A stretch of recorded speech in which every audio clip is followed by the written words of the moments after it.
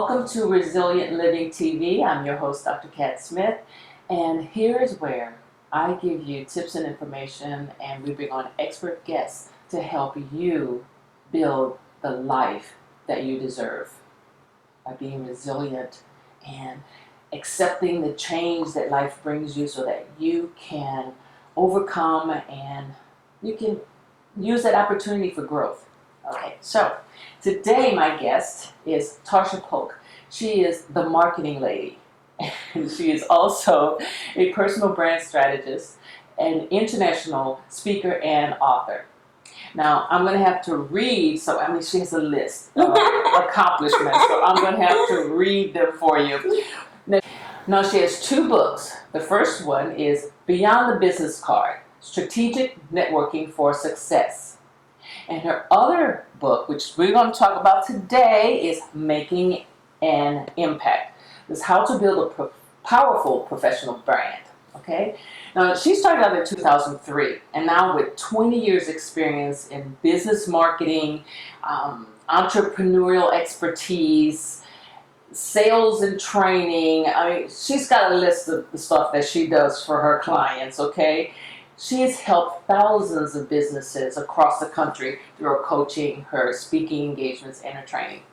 Now, she's also award-winning. I told you she had a list, so y'all just hold on. Okay? She's former internet radio show host, which is when I met her, and she's a former adjunct marketing professor and a marketing columnist. Now, she's been published locally and been featured on national publications like Black Enterprise and the Dallas Business Journal.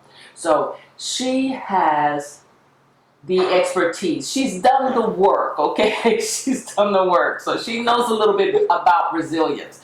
And so I'm going to have a conversation with her about resilience and how it can affect your personal brand, because she knows all about it, okay? So thank you, Tarsha. I'm so excited. Yes, it's about time, right? I know.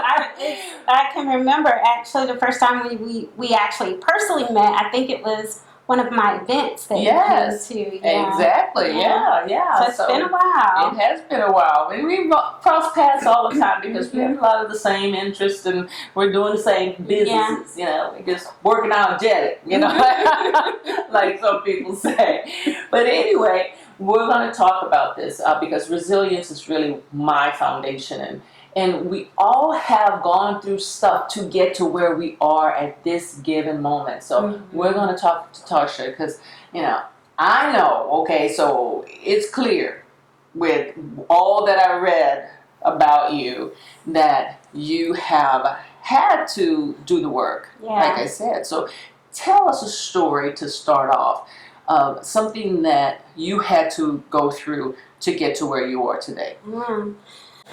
Yeah, well, first, let me just say thank you so much for having me on the show. I really appreciate it. And you're right. Being resilient is really critical because, you know, life happens, right? I mean, some things you can expect, some things you don't expect to happen. And for me personally, it was just being married and going through a divorce, and one situation that really was defining, just as in my personal life, was literally the day my divorce was final. I'm in court in McKinney, and while I was in court, you know, messages were left and stuff on my phone. Get out of court. Mascara, makeup, just running, nose running, crying, everything is going on. And so I'm like in the car trying to get myself together and check my voicemail messages, and you know, there was a voicemail message from a client. So this was back in 2008, around 2008 time frame. And I listened to that message, and it was a client saying, "Hey, this was my first big client." Okay. And they called and said, "Hey, we've signed your contract and we have your check ready to pick up." All right. And do you know, I sucked it up. I wiped those little tears off my eyes. I freshened my face, and I listened to that voice message, and that was kind of a defining moment for me. I freshened up that makeup and went from McKinney all the way down to Dallas to pick up my signed contract and my check. Hallelujah. Right. And while it was probably a good 30 to 40-minute drive, and that gave me time a short amount of time to just think about stuff happens for a reason. I just left a life-changing situation. Yes. But instead of me having a pity party and going home and crawling under my bed and continuing to cry, I knew that life goes on. Exactly. Life was not, the world was not going to stop. I still needed to eat and pay my bills because I was 100% self-employed. And I just didn't want that situation to keep me from what is my purpose, what's my destiny. Exactly. Sometimes I always say, now this is just me, I always say that, every experience in life where I changed employment situation was God nudging me out of that stagnation so that I can move on and reinvent myself. Because if you're not reinventing yourself, you're in stagnation. You're not growing and evolving and accepting those opportunities.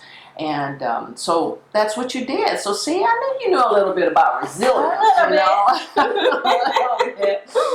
So okay, so now you have this book. Now, I got my copy, y'all. She didn't give me a free copy. I am supporting her in her endeavors to get this information out to y'all. So, making an impact. Okay, so what caused you to want to write this book? 'Cause, I mean, you've spoken and you've shared this information in other platforms. So, what made you decide to do a book?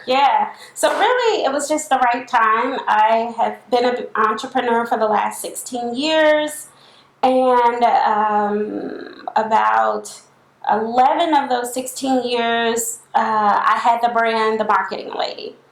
And over the years, people have always said, I see you everywhere. Sometimes people didn't know me by my first name, but they remembered me by The Marketing Lady. Yes. Just the other day, I was going into a store, and the person coming out of the store next to the one I was going into said, "Hey, Marketing Lady." He didn't remember. Branding. Right. Branding. Right. And so over the years, I've always gotten that. And people have always said, "Hey, how did you brand? How did you come up with that? How did you do this?" And they're always wanting to know. And so I just said, "Hey, it's time for me to answer all those questions in a book." Yes. So, and as you said, over the years, I've told my story in speeches. I've given tips and strategies via the presentations that I've given over the years. And basically, you are getting all of my knowledge over the last 16, not all of my knowledge. Yeah. Quite a bit of it. It's in there. Of knowledge that I have imparted to audiences across the country, certain clients. So I really wanted a book where I can share my story, I could tell my journey, and tell how I've made an impact with my brand. Yeah. Now, is this book for a beginning entrepreneur or a seasoned? What do you think? It's for everyone, actually, and I literally wanted each stage in mind when I wrote this. So the first 5 chapters are for the novices. So if you're in the early stages of your business, I talk about things like tackling fear, because sometimes when you're afraid to take that leap of faith, right, you lack confidence, you get confused.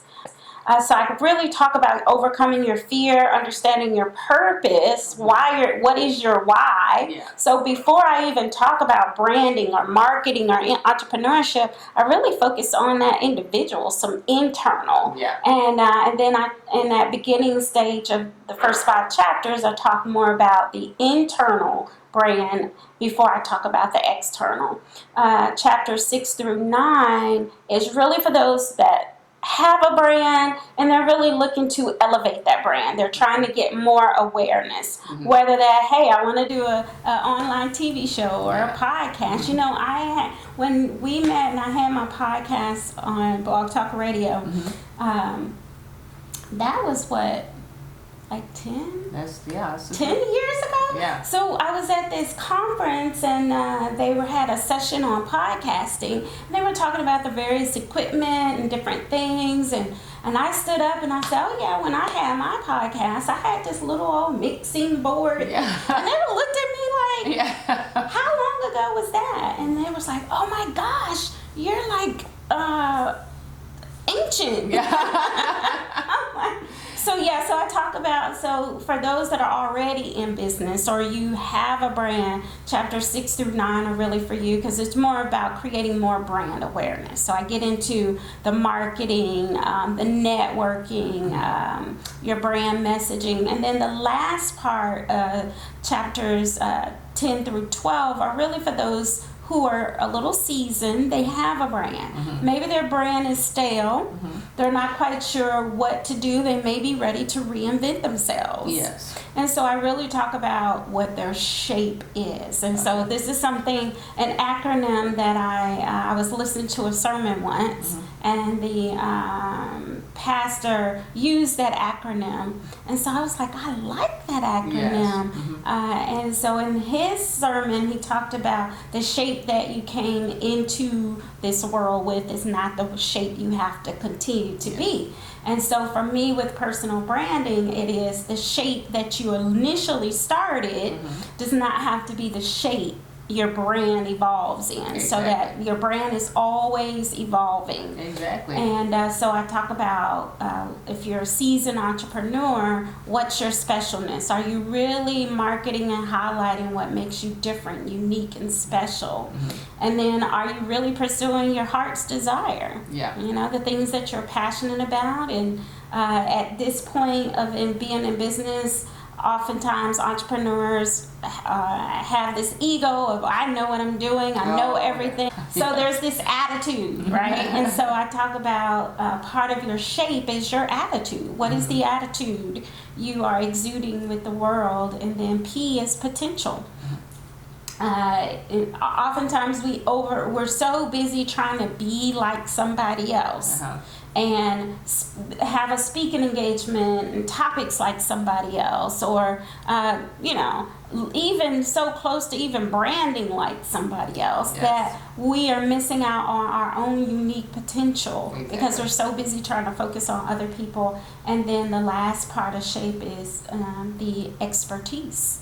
You know, so part of reinventing yourself or reinventing your shape is, what is my core expertise, and am I really focusing on that, or am I trying to be everything to all people? So to answer your question, absolutely, there's something for everybody. Awesome. Now, you mentioned chapter 9. Now, chapter 9, you talk about storytelling, and as an author and a speaker, you learn that your message, your stories are key to you getting the message across. And so tell us a little bit about chapter 9 and what you're really trying to share in that. It's really about telling your brand story.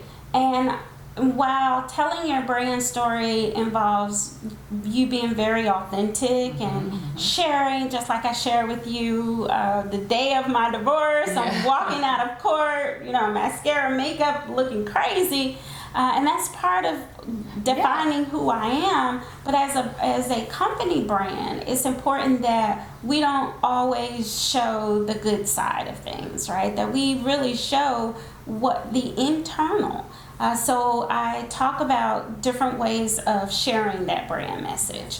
Whether it be one technique is to focus on making the customer the hero of the story and not the brand. It's so easy for us to say, oh, you know, I have served, like you said, thousands of customers, but nowhere in there do we mention those customers and how those customers came out as the hero. So telling a story where you are really minimizing, you're talking about your brand story, but you're talking about your story in a way that elevates or edifies the customer. Yeah. So it's taking that focus off of the brand. Instead of being so brand centric, it's being more customer centric. Story is really important because people love stories. Yeah, they do. They do. And it connects them to you. It makes them feel like you're more personal. Yes. You're a real person. Yes. Yeah.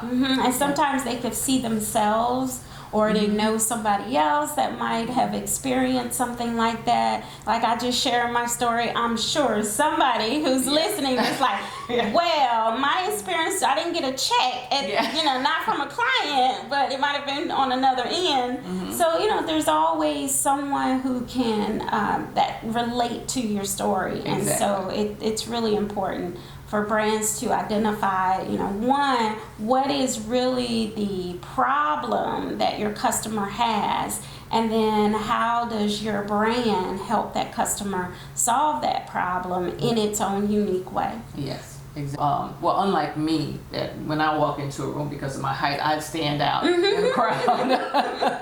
But what do you teach about standing out in a crowd? Yeah.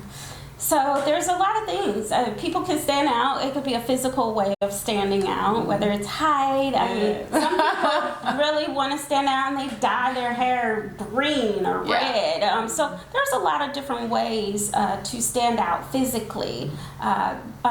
Then there's non-tangible ways of standing out, such as your personality, right? There are people who may not have the height or the green hair, but when they walk into the room, because they have this bright or big kind of personality, they immediately attract people or attract attention. Standing out means being able to share your message on the right types of platforms. Right? It's a crowded market space out there. Yes. But having a unique message that resonates with a specific audience is the way that you stand out.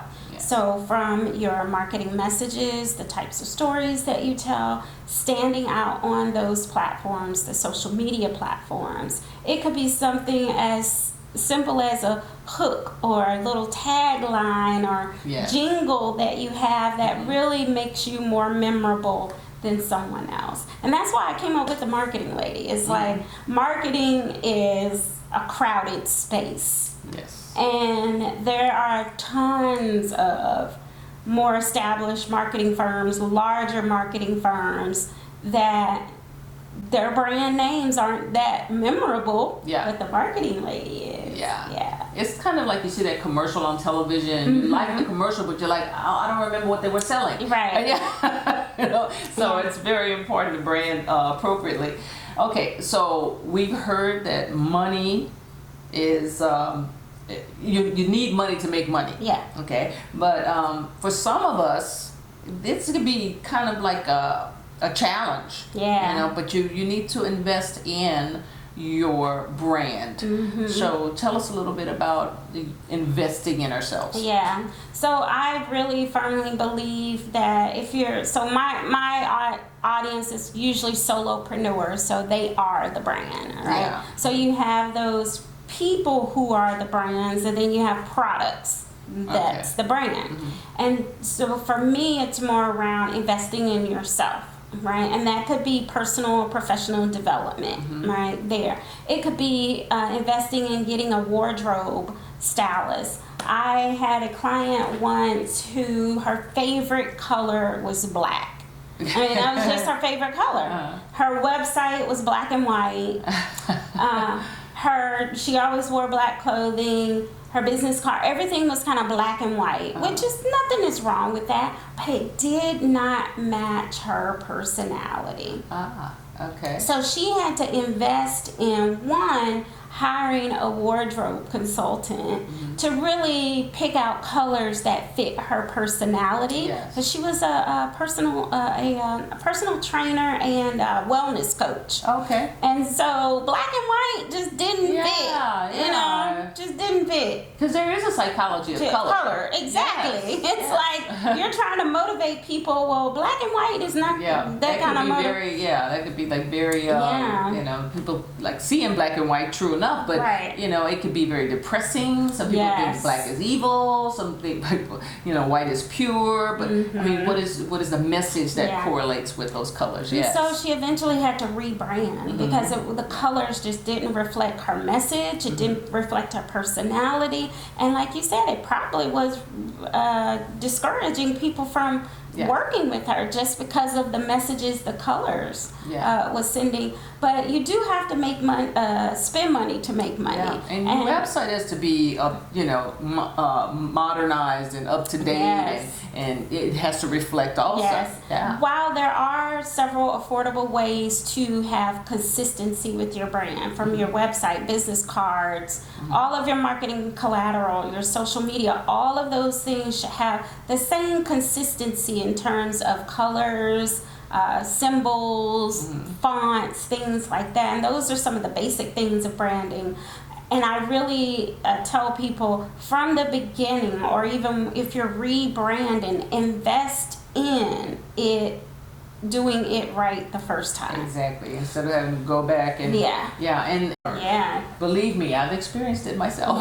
Unfortunately, me too. In the very beginning, is not hiring the right person and getting that. But definitely, I would say also investing in having a marketing budget and a marketing plan. Yes. It's often so many times people don't establish a budget. Many people think branding is all about the design aspect of things, and while that is sometimes the first thing a person sees, that's not the only part. Exactly. Right? Your messaging is very important. The words, right? When you hear an ad, you're listening to words. When you read something on a marketing collateral piece, you're reading words.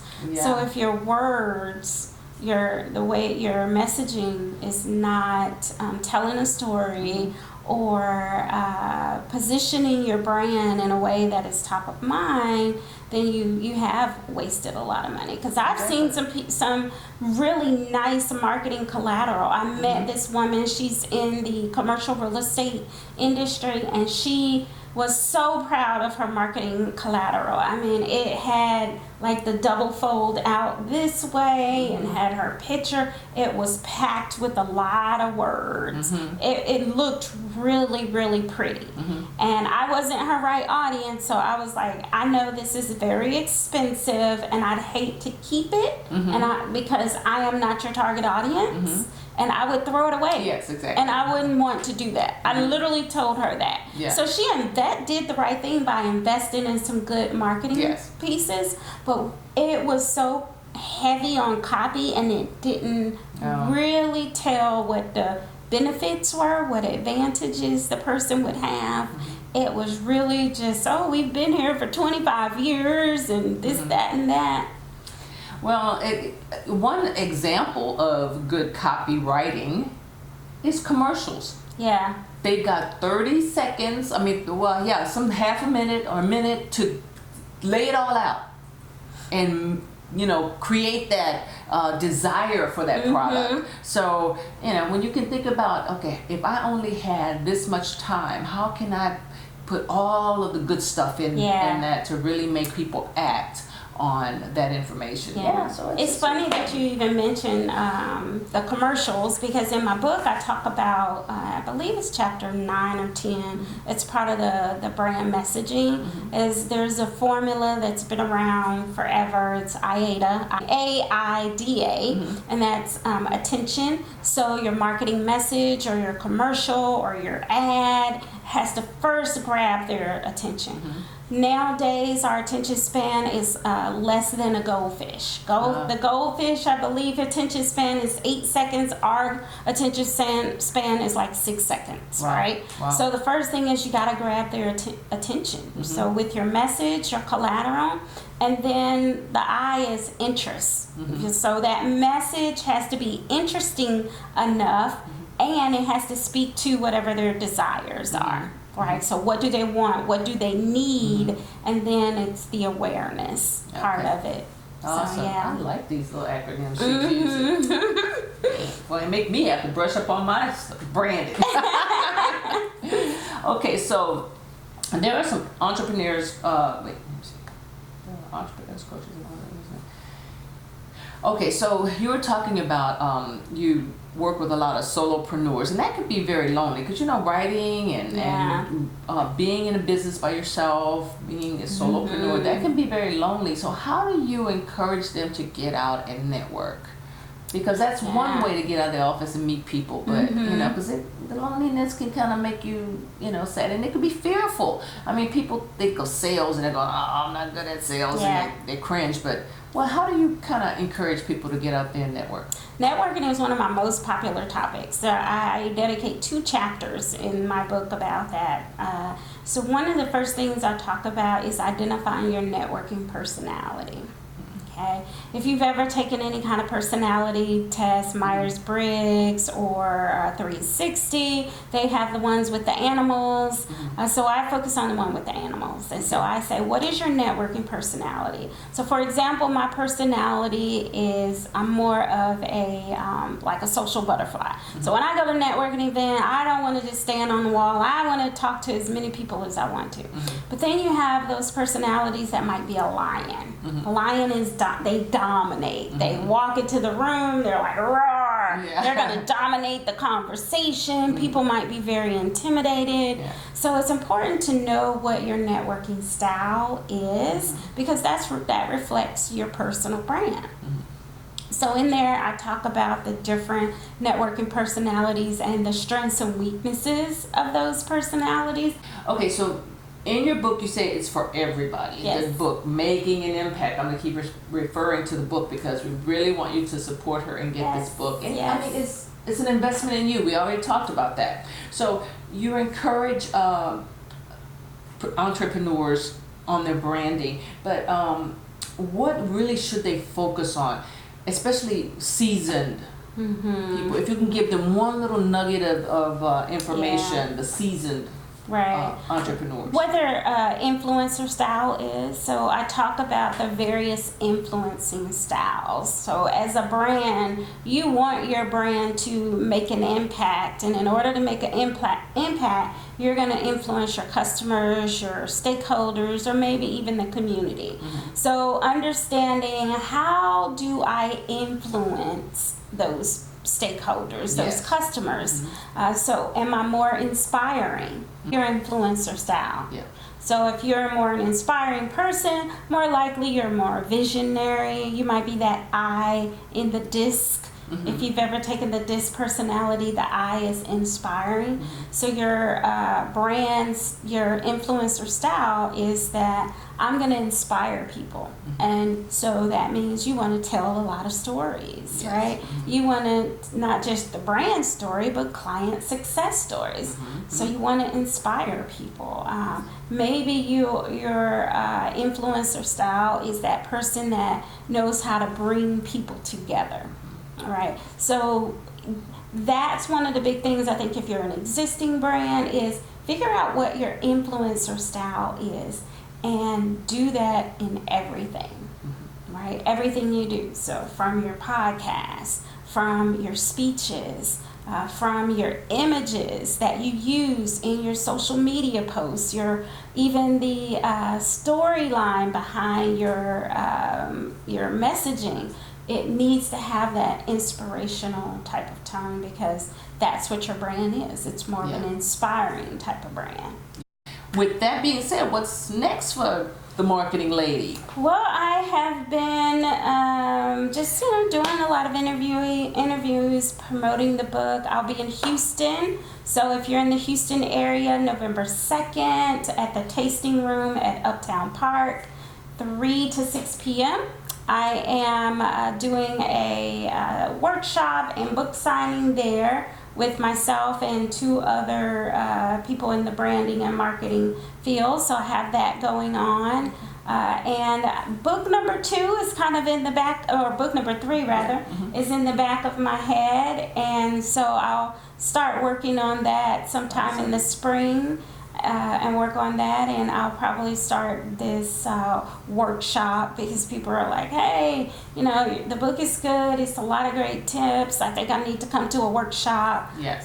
to kind of get some more hands-on. So I'll be working on that in the spring as well. Awesome. Yeah, because we all learn differently, you know. Yeah. So yeah, that's awesome. Well, thank you so much. I'm sure people are going to be, you know, running to get the book because It's on Amazon and Yes. BarnesandNoble.com. Awesome. Yeah. Awesome. So hey, click a couple of buttons and get the book. Yes, get the book, Making an Impact. Yes, and you can start making an impact in your own marketing and branding. Have your strategy for your personal brand and everything. So anyway, thank you so much. Thank you. I appreciate it. Yes. And remember to subscribe and set notifications so you won't miss an episode.